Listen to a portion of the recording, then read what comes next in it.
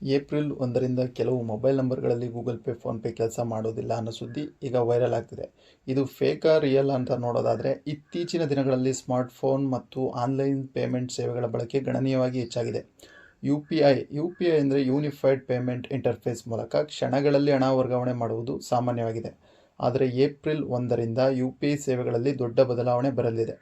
NPCI national payments corporation of India ಘೋಷಿಸಿದ ಹೊಸ ಮಾರ್ಗಸೂಚಿಗಳ ಪ್ರಕಾರ ಕೆಲವು ಮೊಬೈಲ್ ನಂಬರ್ಗಳಲ್ಲಿ ಫೋನ್ಪೇ, ಗೂಗಲ್ ಪೇ, ಪೇಟಿಎಂನಂತಹ UPI ಆ್ಯಪ್ಗಳು ಕಾರ್ಯನಿರ್ವಹಿಸೋದಿಲ್ಲ ಅನ್ನೋ ಸುದ್ದಿ ನಿಜ. ಯಾವ ಮೊಬೈಲ್ ನಂಬರ್ಗಳಿಗೆ ಇದು ಪ್ರಭಾವ ಬೀರುತ್ತೆ ಅನ್ನೋದಾದರೆ, ಬ್ಯಾಂಕ್ ಖಾತೆಗೆ ಲಿಂಕ್ ಆಗದ ಮೊಬೈಲ್ ನಂಬರ್ಗಳು, ಹಳೆಯ ಅಥವಾ ನಿಶ್ಚಯ ಸಂಖ್ಯೆಗಳು, KYC ಅಪ್ಡೇಟ್ ಮಾಡದ ಬಳಕೆದಾರರ ಖಾತೆಗಳು, ಇಂಥವುದು ನಂಬರ್ಗಳಿಗೆ ಫೋನ್ಪೇ, ಗೂಗಲ್ ಪೇ, ಪೇಟಿಎಂ ಯಾವುದು ವರ್ಕ್ ಆಗಲ್ಲ. ಅದಕ್ಕೆ ಏನು ಮಾಡಬೇಕಪ್ಪ ಅನ್ನೋದಾದರೆ, ಬ್ಯಾಂಕ್ ಖಾತೆ ನಿಮ್ಮ ಲಿಂಕ್ ಚೆಕ್ ಮಾಡಬೇಕು. ನಿಮ್ಮ ಮೊಬೈಲ್ ನಂಬರ್ ಬ್ಯಾಂಕ್ ಖಾತೆಗೆ ಲಿಂಕ್ ಆಗಿದೆಯಾ ಅಂತ ಖಚಿತಪಡಿಸ್ಕೋಬೇಕು. ನೆಟ್ ಬ್ಯಾಂಕಿಂಗ್ ನಂಬರ್ ಬದಲಾಯಿಸಿದರೆ ಬ್ಯಾಂಕ್ನಲ್ಲಿ ಹೊಸ ಸಂಖ್ಯೆ ನೀವು ಮೆಸೇಜ್ಗೆ ಎಂಟ್ರಿ ಮಾಡಿಸ್ಬೇಕು. ಫೋನ್ಪೇ ಸೆಟ್ಟಿಂಗ್ನಲ್ಲಿ ಮ್ಯಾನೇಜ್ ಅಕೌಂಟ್ ವಿಭಾಗದಲ್ಲಿ ಹೊಸ ನಂಬರ್ ಅಪ್ಡೇಟ್ ಮಾಡಬೇಕು. ಯಾವ ನಂಬರ್ನ ನೀವು ಹೊಸದಾಗಿ ತಗೊಂಡಿರ್ತೀರೋ ಆ ನಂಬರ್ನ ಅಪ್ಡೇಟ್ ಮಾಡಿಸ್ಬೇಕು.